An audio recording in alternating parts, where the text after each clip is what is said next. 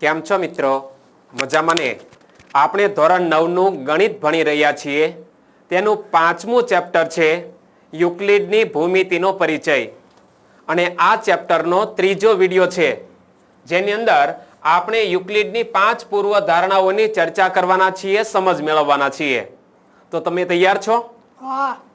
Okay. મારી સામે ધોરણ 9 નો એક વિદ્યાર્થી છે. એ ખૂબ સારી રીતે આ ભણી રહ્યો છે. એમાં પૂર્વ ધારણા 1, એક બિંદુમાંથી બીજા બિંદુ સુધી થઈને પસાર થતી એક સીધી રેખા દોરી શકાય છે. એક બિંદુમાંથી બીજા બિંદુ સુધી થઈને પસાર થતી એક જ સીધી રેખા દોરી શકાય છે. તો સૌથી પહેલા આપણે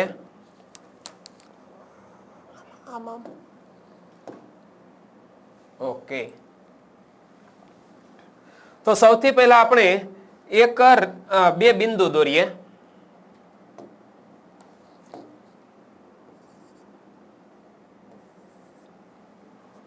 એક બિંદુથી આગળ વધીએ એટલે બીજું બિંદુ આવે, ત્યાંથી આગળ જઈએ એટલે એક જ સીધી રેખા દોરી શકાય. મતલબ કે બે ભિન્ન બિંદુઓમાંથી માત્ર એક જ રેખા દોરી શકાય છે. આપણે એક વિચાર કરીએ કે થાય છે એવું? તો જ સીધી રેખા દોરી શકાય ને? બે ભિન્ન બિંદુઓમાંથી એક રેખા દોરી શકાય છે.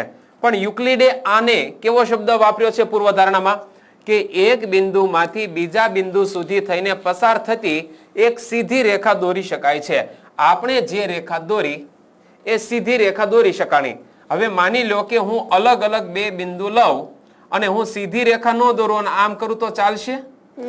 આ સીધી રેખા વક્ર રેખા થઈ ગઈ, સીધી રેખા થઈ નહીં. પણ એક બિંદુમાંથી બીજા બિંદુ થઈને પસાર થતી એક સીધી રેખા દોરી શકાય છે. તો હવે એ પૂર્વધારણા શું સૂચવે છે? આ પૂર્વધારણા આપણને એમ સૂચવે છે કે બે ભિન્ન બિંદુઓમાંથી પસાર થતી ઓછામાં ઓછી એક રેખા અવશ્ય દોરી શકાય છે.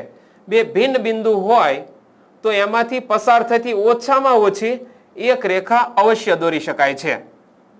બે ભિન્ન બિંદુઓને વળી પછી સાંકળતી હોવી પડે એવી એક જ રેખા દોરી શકાય. નીચે એક આકૃતિ આપી છે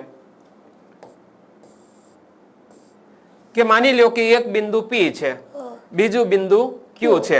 તો આ P અને Q બિંદુને જોડતી હોય તેવી માત્ર એક જ રેખા દોરી શકાય. હા, P બિંદુમાંથી પસાર થતી હોય એવી તો અનેક રેખાઓ હોય છે. Q બિંદુમાંથી પસાર થતી હોય એવી પણ અનંત રેખાઓ છે, અસંખ્ય રેખાઓ છે. પણ P અને Q બંનેમાંથી પસાર થતી હોય તેવી રેખા માત્ર એક જ છે. એટલે લખે છે કે આ પૂર્વધારણા આપણને એમ સૂચવે છે કે બે ભિન્ન બિંદુઓમાંથી પસાર થતી ઓછામાં ઓછી એક રેખા અવશ્ય દોરી શકાય છે. પરંતુ આ પરથી એ જાણવા મળતું નથી કે આવી એકથી વધુ સીધી રેખાઓ હોય કે નહીં. એકથી વધુ સીધી રેખાઓ હોય કે નહીં એ જાણવા મળતું નથી. પરંતુ યુક્લિડે પોતાના તમામ કાર્યમાં કંઈ સૂચિત કર્યા વગર વારંવાર કલ્પના કરી છે કે બે ભિન્ન બિંદુઓમાંથી એક અનન્ય રેખા દોરી શકાય છે. જો ગણિતની ભાષામાં અનન્ય એટલે એક. કેટલા? એક. અનન્ય માટે એક શબ્દ વપરાય છે કે બે ભિન્ન બિંદુઓમાંથી એક અનન્ય રેખા દોરી શકાય છે. અને આ પરિણામને એક સ્વયં સિદ્ધ સત્યના રૂપમાં નીચે આપેલ છે. બે ભિન્ન બિંદુઓમાંથી એક અનન્ય રેખા દોરી શકાય છે એ જે પૂર્વધારણા છે, હવે એને સ્વયં સિદ્ધ સત્ય સ્વરૂપે યુક્લિડે કેવી રીતે વ્યાખ્યાયિત કરી છે કે આપેલા બે ભિન્ન બિંદુઓમાંથી પસાર થતી અનન્ય રેખા હોય છે.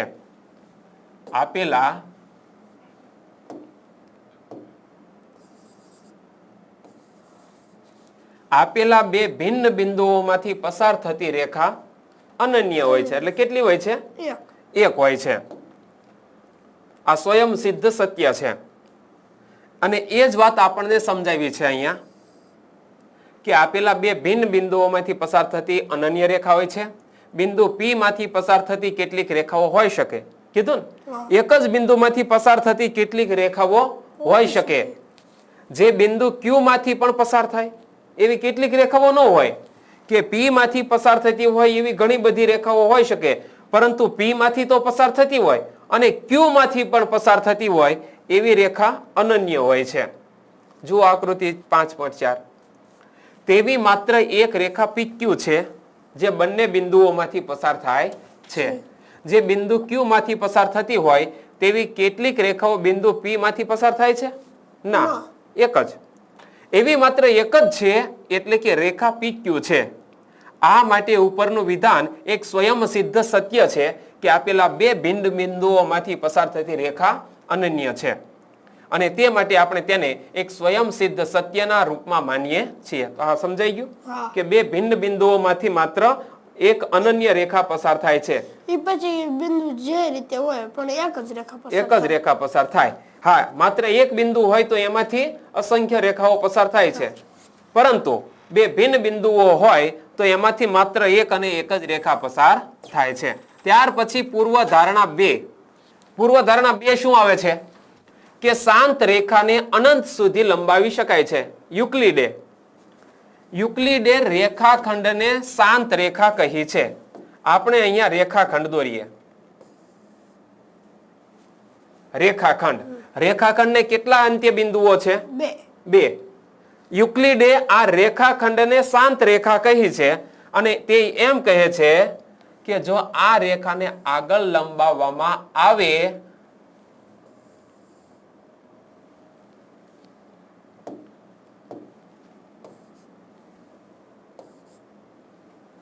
શાંત રેખા એટલે શું સમજવાનું આપણે? રેખાખંડ. આ શાંત રેખાને અનંત સુધી લંબાવી શકાય છે. તો યુક્લિડે પૂર્વધારણા 2 શું આપી? શાંત રેખાને અનંત સુધી લંબાવી શકાય. અહીંયા આકૃતિ આપી છે. જે આપણે આકૃતિ દોરી કે શાંત રેખા એટલે રેખાખંડ, એના બે અંત્ય બિંદુઓ માની લો કે A અને B.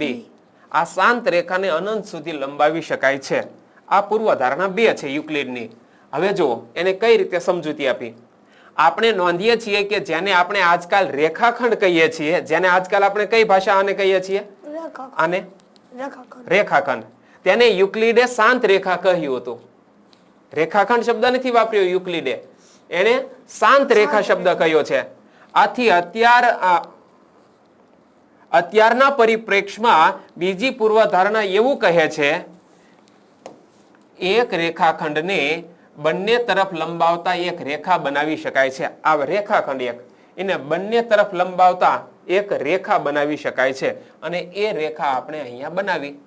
એક રેખાખંડ એને બંને બાજુ લંબાવતા એક રેખા બનાવી શકાય છે. તો પૂર્વધારણા 2 ક્લિયર થઈ ગઈ? હા, સમજાઈ ગયું ને? તો વાંધો નહીં. નહીતર તું હાયા કરીશ ને બધું જાય અધર, એવું ન થવું પડે. હવે આવે છે પૂર્વધારણા 3. કોઈ પણ બિંદુને કેન્દ્ર લઈ તથા કોઈ પણ લંબાઈની ત્રિજ્યા લઈ વર્તુળ રચી શકાય. કોઈ પણ બિંદુને કેન્દ્ર લેવાનું. આપણે એને એક આકૃતિ દ્વારા સમજવાનો પ્રયત્ન કરીએ જો થાય તો.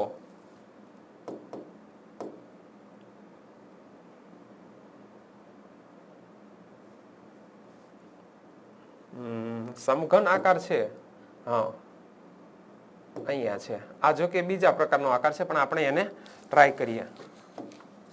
આને એક બાજુ ખસેડી લઈએ.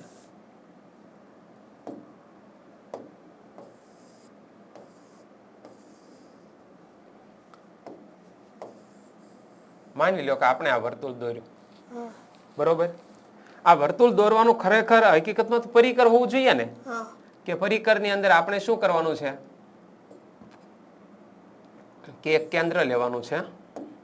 માની લો કે આપણે આ કેન્દ્ર લીધું, આ કેન્દ્રથી આ એક ત્રિજ્યા લીધી અને પરિકરની મદદથી આપણે આમ ચાપ દોરીએ એટલે આ રીતે વર્તુળ બની જાય છે. પરિકરની મદદથી તમે કોઈ રંગોળી બનાવતા હશો ત્યારે આ રીતે વર્તુળ દોર્યું છે.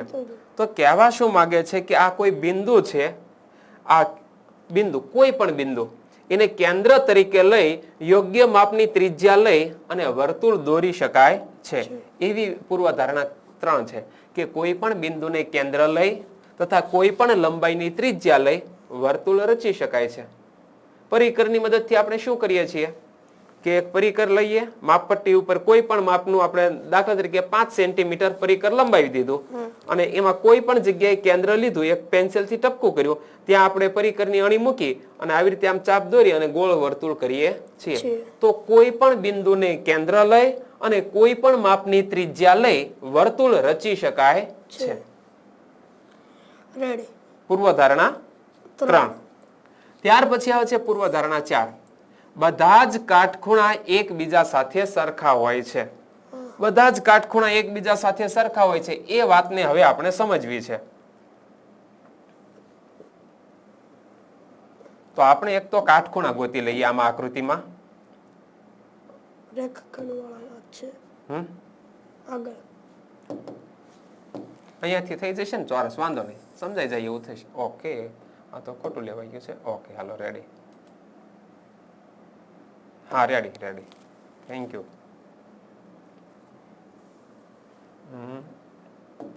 આ નડશી આકૃતિ એક બાજુ સાઈડમાં જાય અને હવે આપણે મજા આવે છે કે ને ચાલો રેડી. આ કેટલા અંશનો ખૂણો છે? 90 અંશનો ખૂણો હોય એને શું કહેવાય? કાટખૂણો કહેવાય. હવે એવો ને એવો કાટખૂણો મારે અહીંયા પણ દોરવો છે. લે, આ તો ઓલું થશે. હજી આપણે અહીંયાથી એક બીજો કાટખૂણો દોરીએ. આ તો ઉપર ને ઉપર ગયો, નીચે લઈ જાઓ. અહીંયા હવે એક આ બાજુ દોરી વાળીએ. સાઈડમાં ક્લિક નાખો. હા, હવે આપણે આ બાજુ દોરીએ. જો અહીંયા 90 અંશનો થયો, બરોબર? આ પણ 90 અંશનો, આ પણ 90 અંશનો, આ પણ 90 અંશનો. 90 અંશના ખૂણાને શું કહેવામાં આવે છે? કાટખૂણા. તો હવે આપણને પૂર્વધારણા 4 શું કીધું? બધા જ કાટખૂણા એકબીજા સાથે સરખા હોય છે. મતલબ કે આ બધા ખૂણા એકબીજા સાથે સરખા હોવા એટલે શું? બધાનું માપ કેવું હોવું? 90 અંશ. આ બાજુ અને આ બાજુ બંને બાજુ 90 અંશ જ થશે. એટલે લખે છે કે બધા જ ખૂણા એકબીજાને કાટખૂણા હોય સરખા હોય છે. બધા જ કાટખૂણા એકબીજા સાથે સરખા હોય. આ પૂર્વધારણા 4 થઈ ગઈ. હવે પૂર્વધારણા 5. જો બે રેખાઓને કોઈ ત્રીજી રેખા છેદે, આ બે રેખાઓ છે, AB રેખા અને CD રેખા. આ બે રેખાઓને કોઈ ત્રીજી રેખા PQ છેદે એટલે કે એને કાપવાનું કામ કરે અને આ રેખાની એક જ બાજુ તરફના બે અંતઃકોણોનો સરવાળો બે કાટખૂણા કરતા ઓછો હોય. અંતઃકોણો એટલે આ અંદરના ખૂણા. અને આ બંનેનો સરવાળો કાટખૂણા કરતા ઓછો હોય. કેટલો? 90 કરતા ઓછો હોય. બંને અંતઃકોણોનો સરવાળો બે કાટખૂણા કરતા ઓછો હોય તો પ્રથમ બે રેખાઓ આ ખૂણાઓ તરફ અનંત સુધી લંબાવતા એકબીજાને છેદે છે. તો આ બંને રેખાઓ, જો આ બંને ખૂણાઓનો સરવાળો 90 કરતા નાનો હોય તો જે બાજુ અંતઃકોણ છે એ બાજુ આ બંને રેખાઓને અનંત સુધી લંબાવતા આ રેખાઓ એકબીજાને છેદે છે. આ બંને જો સમાંતર હોય, બંને સમાંતર રેખાઓ હોય તો ક્યાંય પણ અનંત સુધી લંબાવતા છેદશે નહીં. અને આ બે સમાંતર હોવો મતલબ શું? એ બંને વચ્ચે કોઈ રેખા આપણે વ્યવસ્થિત દોરીએ સીધી તો કાટખૂણે હોય. સમજાણો? તો આ બંને રેખાઓ સમાંતર હોય. એક આકૃતિ આપણે દોરીએ.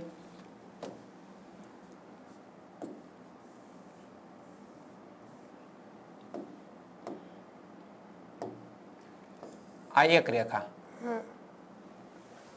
આ બીજી રેખા, બરોબર? અને આ રેખા ત્રીજી.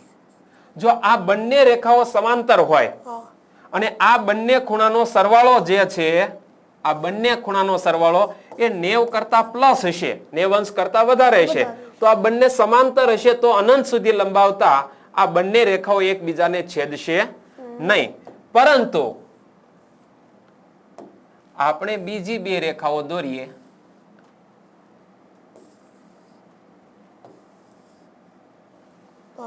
બરોબર? હવે એના અંતઃકોણો આપણે લીધા. આ બે અંતઃકોણો એ આ બંને ખૂણાઓનો સરવાળો, અંતઃકોણોનો સરવાળો 90 કરતા ઓછો રહેશે. તો પરિણામ શું આવશે ખબર છે? તો આ બંને રેખાઓ, આને આપણે નામ આપી દઈએ AB CD અને આને નામ આપી દેવી PQ. રેડી? તો AB અને CD રેખાઓને અનંત સુધી લંબાવતા હવે આપણે એક કલ્પના કરીએ કે આને મેં લંબાવી.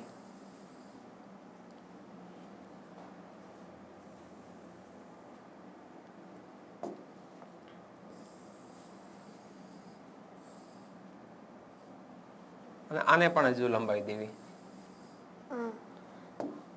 તો આ બંને રેખાઓને અનંત સુધી લંબાવતા શું થયું? જો આ બંને ખૂણાઓ છે એ અંતઃકોણો છે અને બંનેનો સરવાળો 90 કરતા ઓછો છે તો AB અને CD રેખાઓ આગળ જતા એકબીજાને છેદશે. અને જો 90 અંશ હોય સરવાળો તો 90 અંશ હોય આ બંને, આ બે કાટખૂણા 90 અંશ હોય મતલબ કે આ અંતઃકોણો રહ્યા ને આ બંને કાટખૂણા હોય ને ધૈર્ય અને સીધા હોય એટલે તો ત્યારે ચાલ્યા જ જાય પણ છેદે નહીં. એટલે બંને જો અહીંયા કાટખૂણા આ લીટી સીધી હોવી પડે બરોબર. એટલે 90 કરતા સરવાળો મોટો હશે ને તો નહીં છેદે એક બાજુ, બીજી બાજુ કદાચ છેદે, બીજી બાજુ ત્રાહું થઈ જાય. તો જો હું પૂર્વધારણા 5 કે છે જો બે રેખાઓને કોઈ ત્રીજી રેખા છેદે અને આ રેખાની એક જ બાજુ તરફના બે અંતઃકોણોનો સરવાળો બે કાટખૂણા કરતા ઓછો હોય. સરવાળો કેટલા? બે કાટખૂણા કરતા ઓછો હોવો જોઈએ. 90 + 90 હોય એને બદલે 180 થયા ને, 180 કરતા ઓછો હોય તો પ્રથમ બે રેખાઓ આ ખૂણાઓ તરફ અનંત સુધી લંબાવતા એકબીજાને છેદે છે.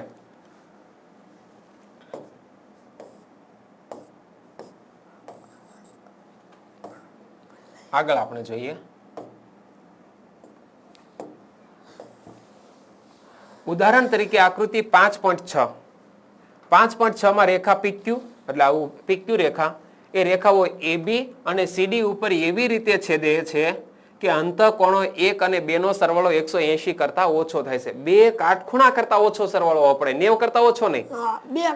બે કાટખૂણા એટલે 90 ને 90 180. તો એનો સરવાળો જો 180 કરતા ઓછો હશે તો 100% આગળ જતા આ રેખાઓ એકબીજાને છેદશે.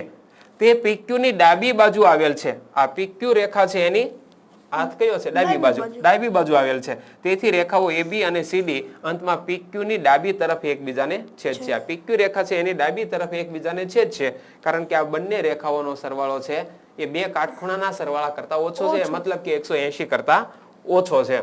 તો ઉપરની 5 પૂર્વધારણાઓને માત્ર જોવાથી આપણને એ સ્પષ્ટ ખ્યાલ આવે છે કે અન્ય પૂર્વધારણાઓની તુલનામાં પૂર્વધારણા 5 થોડી વધુ જટિલ છે અને બીજી તરફ પૂર્વધારણા 1 થી 4 એટલી સરળ અને સ્પષ્ટ છે કે તેમને સ્વયં સિદ્ધ સત્યના રૂપમાં માની લેવામાં આવે છે, પરંતુ તેને સાબિત કરવી શક્ય નથી.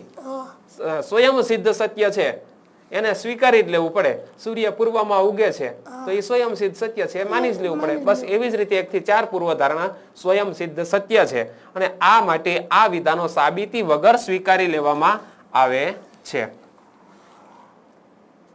આગળ જોઈએ તો આજકાલ પૂર્વધારણા અને સ્વયં સિદ્ધ સત્ય બંને પદો એકબીજા માટે એક જ અર્થમાં પ્રયોગ કરવામાં આવે છે.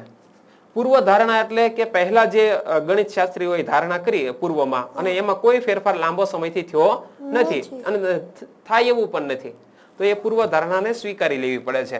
તો આજ શું થાય છે કે સ્વયં સિદ્ધ સત્યો અને પૂર્વધારણાઓને બંનેને એક જ અર્થમાં પ્રયોગ કરવામાં આવે છે કે બે સરખું જ છે.